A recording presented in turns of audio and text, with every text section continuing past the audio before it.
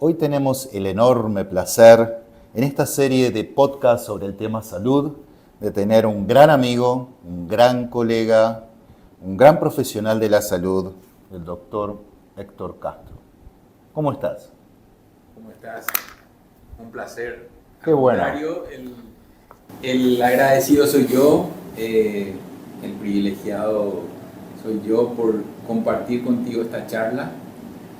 Es muy importante y te felicito porque nos permitís a nosotros también expresar opiniones en el marco de la formalidad que requiere el cuidado de la salud.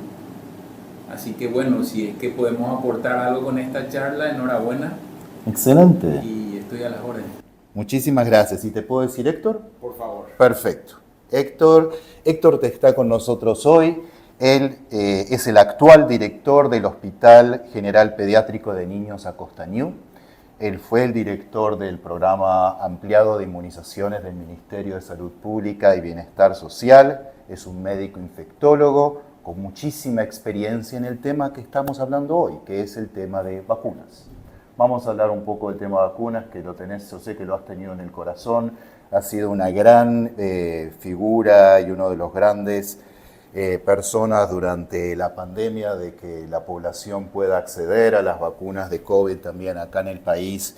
Y quién mejor que tú que puedas estar con nosotros para hablar de este tema.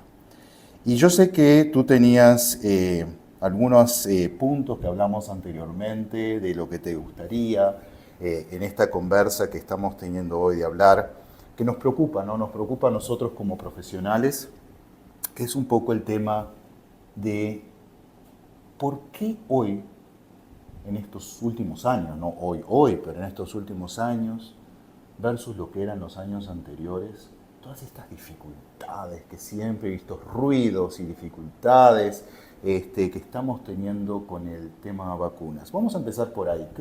¿Cuál es tu visión de todo esto como cuando eras director del PAI, ahora como director de un hospital? ¿Cómo ves todo este tema de toda esta historia en vacunas en los últimos 20, 30 años? Bueno, antes que nada, considero que hay un grupo de colegas que está trabajando, pero en forma muy intensa y en forma muy acertada en lo que se refiere al programa de salud más importante en cuanto a prevención, que es el programa ampliado de inmunizaciones. Me refiero a colegas porque hemos coincidido en esto que es entregarle toda una pasión al cuidado de la salud. Y en ese punto, Marcelo, coincido que en estos últimos años se ha instalado un debate y ese debate nos obliga a nosotros a seguir hablando, pero con una comunicación más asertiva de las vacunas. Cuando se instala el debate, se necesita un interlocutor responsable y un interlocutor que acerque la evidencia necesaria para que la población siga teniendo la decisión más correcta en el cuidado de su salud.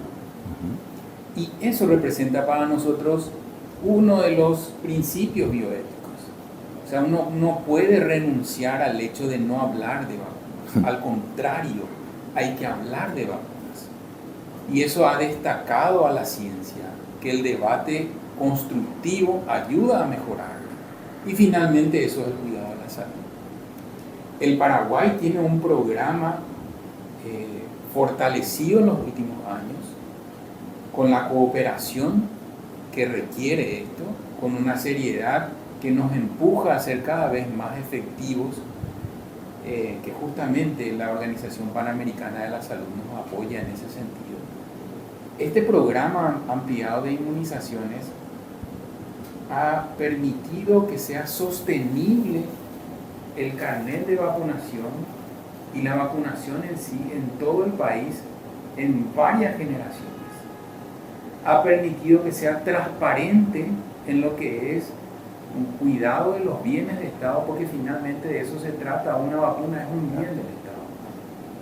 Ha permitido que sea universal, porque estamos llegando a diferentes sitios de la República del Paraguay, por más recóndito que sea, Sí, hay veces que ni siquiera llegan algunos servicios básicos, pero la vacuna llega ahí. El ejemplo puede ser en el Chaco, donde la energía eléctrica puede ser inestable, pero sin embargo la cadena de frío se sostiene. ¿Y cómo puede ser eso? Y porque hay elementos que conservan las vacunas con una electricidad alimentada por paneles solares. O sea, hasta eso está llegando con mucha seguridad el biológico para que sea universal, para que sea equitativo, para que sea gratuito, para que sea sostenible, con mucha responsabilidad. Además, hay un equipo de trabajo que en el terreno se destaca por la planificación y la microplanificación que eso conlleva. O sea, todo eso habla de un programa exitoso. Pero del otro lado está el debate en la necesidad de conocer más sobre las vacunas.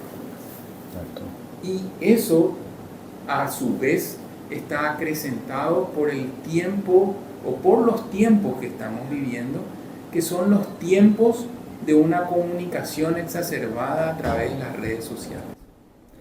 Mira, yo creo que trajiste, y te agradezco, Héctor, que hayas traído esta amplitud de lo que es el tema de vacunas, porque indudablemente has tocado los dos puntos, ¿no? Por un lado, el punto compromiso, en el caso de Paraguay, el compromiso país de que realmente la gente se vacune. Eso también lo vemos con la ley de vacunas, es decir, tenemos una ley de vacunas que permite que realmente el compromiso de Estado, no solamente de un gobierno particular, una administración, sino que es del Estado paraguayo, para que eso siempre esté disponible y que la gente, y por el otro lado, esta situación de información o falta de información o la mala información de cómo llegar con esa información, de que ha llevado, como tú sabes, y nosotros que ya somos adultos, ¿no? Versus los niños que ahora ni siquiera conocen que lo que antes era un sarampión, y nosotros que yo me acuerdo tener el sarampión o tener una varicela, ¿verdad?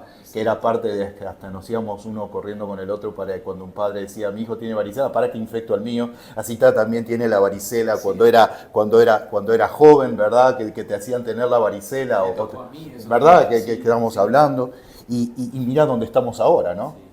Donde mis hijos, por ejemplo, no tienen ni idea qué significa eso, sarampión, ¿no? Es decir, cómo se escribe. Entonces, estamos en otro mundo. Y al mismo tiempo, es como que hemos quedado rehenes del propio éxito, ¿verdad? Es decir, hemos eliminado enfermedades en nuestra región, hemos eliminado enfermedades en el país. Sí. Imagínate, eliminado enfermedades, cosa que hace 200 años, hace 100 años, ¿quién iba a decir que podemos eliminar enfermedades? Tal cual. Y hoy estamos diciendo eliminamos. Y por la misma eliminación de enfermedades empieza este tema de la información, de qué significa, como no lo tenemos cerca, ¿verdad? ¿Podrías decirme un poco eso tú como director, el estar en entidades públicas? ¿Cómo lo estás viendo? ¿Qué estás viendo en la población de diferentes puntos de vista? Bueno, primero el éxito. Y después hablemos de los desafíos. El éxito. 1985, el último caso confirmado de poliomielitis en Paraguay, en el departamento de San Pedro. Fue el último caso. Hay personas adultas hoy que han padecido la poliomielitis y que obviamente tienen secuelas irreparables que les limitan en muchas situaciones cotidianas, que lo dimensionan mucho más porque obviamente están con esa característica particular, por no hablar de una desventaja, porque así realmente en lo cotidiano se ve. 1985, el último caso. No está erradicado del mundo. Sigue siendo endémico en países como Pakistán, Afganistán. Mientras haya un niño en riesgo de padecer, todos los niños están en riesgo. Entonces, ¿cómo yo puedo dimensionar algo que en 1985 fue el último caso y que en forma remota, geográficamente, está al otro lado del mundo, por así decirlo? Y hablemos entonces de la pandemia y de cómo surgió. Que en China surgió el primer caso y que después lo padecimos todos. y que hoy volvemos a recuperar muchas acciones que teníamos antes de la pandemia. Me refiero a lo social, a lo cultural, a lo económico, a lo educativo, etc. Entonces no podemos hablar ni de remoto en el tiempo, ni de remoto en la localización, porque justamente las enfermedades en un mundo globalizado hoy día pueden estar en cualquier parte y en cualquier tiempo. Entonces, esa percepción del riesgo, de que uno dice, no, eso ya pasó, ya fue, o eso está muy lejos, no va a ser. Esa percepción del riesgo hace que nos relajemos inconscientemente y ahí ya fue un éxito, pero ahí entramos en el desafío. Entonces coincido con lo que mencionas, de que las vacunas han sido y lo siguen siendo elementos importantes de impacto positivo en la salud pública. Incluso muchos expertos lo mencionan que después del agua potable, las vacunas son los elementos que han ocasionado impacto en salud pública en gran medida. Y por otro lado, que las vacunas con ese éxito han sido víctimas también en sus programas. ¿Por qué? Porque la percepción del riesgo se diluye porque no lo tenemos visibilizado. Entonces, en esa situación que es muy diferente a ese tiempo de 1985, hoy que no vemos, ¿seguimos o no vacunando a nuestros hijos contra la poliomielitis si en 1985 fue el último caso? ¿Seguimos o no vacunando si en Pakistán y Afganistán es endémico, por citar dos de los países, ¿verdad? Y nosotros no viajamos. Pero por supuesto que seguimos. Pero por supuesto que sí, porque ese virus no está erradicado del mundo. Está eliminado, sí, la enfermedad, y con un programa que fue fortaleciéndose con los años que permitió ese éxito. Pero si nosotros hoy nos relajamos, obviamente va a volver a aparecer como es el caso del sarampión. Que el sarampión otra vez aparece en países de primer mundo y que posteriormente se van agregando otros países. Y en nuestro país incluso el año pasado tuvo un caso confirmado. Después de 25 años de no tener casos confirmados, el sarampión en nuestro país lo tiene. Entonces uno tiene que evaluar cuál es la situación. Puede ser que la pandemia ha acrecentado ese declive importante en la cobertura de vacunación, claramente sí. Pero esto ya venía siendo amenazado antes, incluso está citado en el 2019 entre las 10 amenazas citadas justamente por la OPS-OMS, entre las 10 amenazas de salud pública mundial, estaba resistencia antimicrobiana, estaba arbovirosis, estaba en ese sentido también las vacunas. ¿Y cuál era? La reticencia a las vacunas. Y si hablamos de reticencia, no hablamos de antivacunas. Hablamos de, por ejemplo, para que se entienda lo de reticencia, es el hábito de la postergación. El hábito de la postergación, te puedo dar un ejemplo coloquial. Claro, por favor. El hábito de la postergación puede ser la boleta de desconexión de ANDE, que ANDE es el que nos provee de electricidad a nosotros, y que con la boleta de desconexión nosotros nos vamos presurosos a ir a pagar antes de que nos desconecten. Pero esa boleta de desconexión vino después de 3 avisos y ahí recién nos movemos, porque sentimos el peligro inminente de perder la luz. Entonces, eso es reticencia a la vacunación. Te doy otro ejemplo coloquial. La semana pasada fui a un partido de fútbol y durante el camino veo algunos de los aficionados con paraguas. Entonces ahí yo empiezo a mirar el celular para ver cuál es el pronóstico. Había un 60% de probabilidad de lluvia en el horario que se iba a jugar el partido de fútbol. Entonces digo, bueno, no traje paraguas. Bueno, hay un 40% de que tal vez no llueva. Sigo caminando y encuentro un vendedor que pilotín, que sobre la ropa de uno, un pilotín descartable a 15.000 guaraníes. Entonces me acerco y le digo, ¿a cuánto? A 15.000 guaraníes. Y cuando yo me retiro, me vuelve a agarrar y me dice, acordate que cuando llueva va a subir a 50.000 guaraníes. Y efectivamente cuando empezó a llover, se vendía a 50.000 guaraníes. Claro. Entonces, no llevé el paraguas, no compré por 15.000 y me tuve que comprar por 50.000 cuando el hecho ya estaba consumado. Y esa reticencia se ve también en vacunas. Esa reticencia se ve porque yo digo, hoy no me voy a vacunar porque hoy tengo un evento a la noche y puede que tenga fiebre o puede que me duela no me sienta bien y la verdad que no me quiero vacunar, me vacuno el lunes. Lunes no me vacuno porque tengo un montón de trabajo, hoy no tengo tiempo para ir al vacunatorio. Martes no, y así voy postergando. O voy diciendo, ¿para qué voy a vacunarme? Si realmente no considero que esté expuesto a algo que no veo. Entonces, lastimosamente digo en ese sentido, no tenemos la cultura ni el hábito de la prevención instalado. No es como cepillarse los dientes a la mañana o hacer el baño antes de salir o un desayuno. No, postergamos y llega un momento que ya es tarde. Entonces parece ser que el adulto sobre todo necesita sentir el peligro inminente para que luego pueda ir a vacunarse. Y esa es la visión que yo veo ahora. No veo como un grupo polarizado antivacuna, sino que veo en la mayor masa de la población un grupo reticente o de la procrastinación o de la postergación de un hábito que debemos incluir, lo que es la vacunación en el tiempo oportuno. Es muy interesante lo que dices en varios puntos y voy a ver si puedo captarlo, ¿verdad? Por un lado, tenemos la situación que lo dijiste, me encantó, estuvo tan bien puesto. Si un niño tiene riesgo, todos los niños tienen riesgo, ¿no? Es decir, porque está ahí.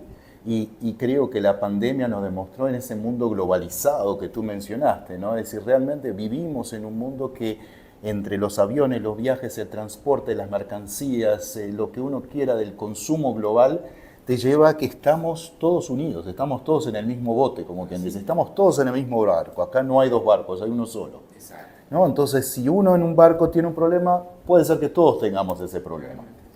Y ese es un punto. Y el otro, que el caso Paraguay, que es más por el tema cultural del país donde nosotros estamos, donde nosotros vivimos, que tú no los ves como un tema, sí, acá los antivacunas son muy fuertes, porque hay países que pueden decirse que es más así, sabemos que existe ese espacio, pero acá lo ves más como parte cultural, un poquito hasta, espero no ofender la cultura nacional, pero un poquito es como una desidia, ¿no? De dejar de lado, hasta que te aprieta. Y lo mencionaste con el tema del agua segura, del agua potable, y creo que va muy de la mano. ¿Por qué? Porque la gente sabe que inmediatamente si toma agua no segura se enferma, ¿no? Es decir, eso es inmediato. Vos tomás agua que no está bien, pero la gente hoy, puede ser que el agua esté bien, pero sigue comprando agua de botella. Imagínate, se va a la extensión para estar segura de comprar los 15.000 guaraníes que tú dijiste que para que no le cobren los 50.000 guaraníes, ¿verdad? Sí. Imagínate que te digan ahora que la empresa de agua ya no puede más, entonces el supermercado en vez de comprar de 3.000 guaraníes la botella, te la empieza a cobrar 10.000 guaraníes la botella. Sí. Estamos hablando de la misma cosa, mientras que acá no se ve eso, ¿verdad? Sí. ¿Qué podemos entonces hacer al respecto? Bueno, yo creo que este tipo de conversaciones, este tipo de debates, deben ser transversales en todos los grupos. La vacunación, el primer punto, la vacunación no es solo del pediatra. La vacunación no debe ser solo enseñado en la cátedra de pediatría antes de que el médico reciba el título. La vacunación debe ser como farmacología en forma transversal a todos. ¿Por qué? Porque obviamente los líderes de opinión con mayor fortaleza son los profesionales de la salud. Y si no tenemos realmente incorporado en nuestra formación como algo transversal la vacunación, mal podríamos ser entonces líderes de opinión. Primer punto. Segundo punto, en cuanto a lo transversal, vemos que el especialista que más maneja vacunación es el pediatra. Porque el pediatra tiene en su hábito y en el desarrollo de su profesión el cuidado del niño sano, que implica alimentación, que implica integración, que implica estimulación, que implica vacunación. Sin embargo, en otras especialidades solamente ya están recurriendo cuando la enfermedad está instalada. entonces es muy poco probable que se hable de vacunación. Cirugía, traumatología, incluso medicina interna en muchas áreas. Por lo tanto, debe ser transversal. Hemos aprendido en la pandemia nuevamente que el grupo más reticente a la vacunación era el grupo de los adultos. Solamente cuando empezaban a verse los enfermos empezaban a vacunarse. Eso porque no hay un hábito. Conversando con los padres, ellos entregaban el carnet de vacunas íntegramente completo de sus hijos, pero ellos no tenían las vacunas del calendario. Por lo tanto, no tienen incorporado el hábito, pero sí en el de sus hijos. ¿Cuál es la razón? La razón es que van al pediatra y el pediatra les inculca. Y cuando ellos van a un control, lo hacen cuando están enfermos. Es muy poco probable que exista un control de adultos sanos. Entonces eso también tenemos que construir. Seguimos con lo de transversal en la población. Recién ahora estamos instalando el debate en las redes sociales, en los medios de comunicación masiva. Y recién ahora los periodistas y comunicadores también se están instruyendo sobre la vacunación. Para mal o para bien, pero se están instruyendo. Por ende, es necesario, para mí indispensable, el debate en el marco de lo que es una construcción de hábitos. Para bien, siempre. Lo que hay que mejorar, se mejora con el debate. Pero no para polarizar grupos y establecer tribus y que estén permanentemente enfrentados, sino que al contrario, debería también participar dentro de los debates un sociólogo.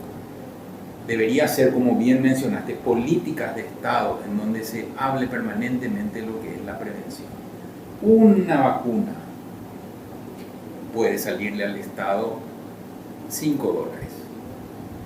Un día en la terapia intensiva por esa enfermedad que previene esa vacuna le sale al Estado 6 millones de guaraníes. Un día. Entonces en el debate tiene que entrar también un economista, claro. Tiene que entrar en el debate un político. O sea, debe ser transversal. Debemos hablar todos de lo importante que implica la inversión en vacunas, porque lo hace.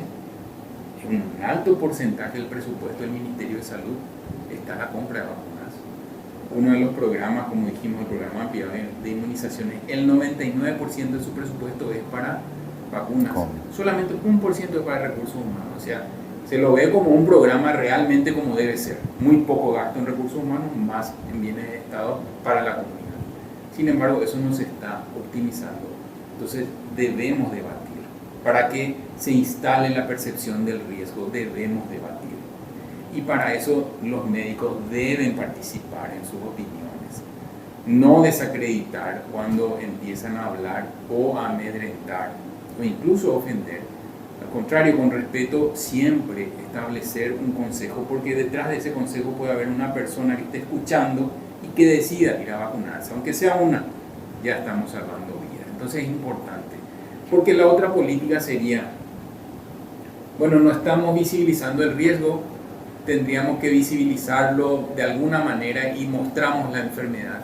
Esa es una política de comunicación para muchos grupos también muy cuestionable. ¿Por qué? Porque ellos lo caratulan como una política del miedo. Nosotros decimos acá en Paraguay la política del shaque, a que utai. Entonces, no es así. Lo que nosotros queremos es que se interprete bien que esa situación puede ocurrir si es que no estás vacunado. No te estoy asustando, te estoy describiendo lo que puede ocurrir. Y no quiero yo lamentar después el hacerme cómplice con mi silencio de algo que pude haberte dicho para que no sufras esta enfermedad. Entonces yo creo que el debate, primero lo que te mencionaba, la cultura y el conocimiento en los líderes de opinión en forma transversal en todos los especialistas, no solamente el pediatra. La cultura y el debate en todos los estamentos de la sociedad. La interpelación de quien corresponda. El análisis de otro punto, no solamente el técnico en salud, sino que el economista, el sociólogo, que empiecen a hablar de esto. Porque es importante, porque estamos hablando de comportamiento humano.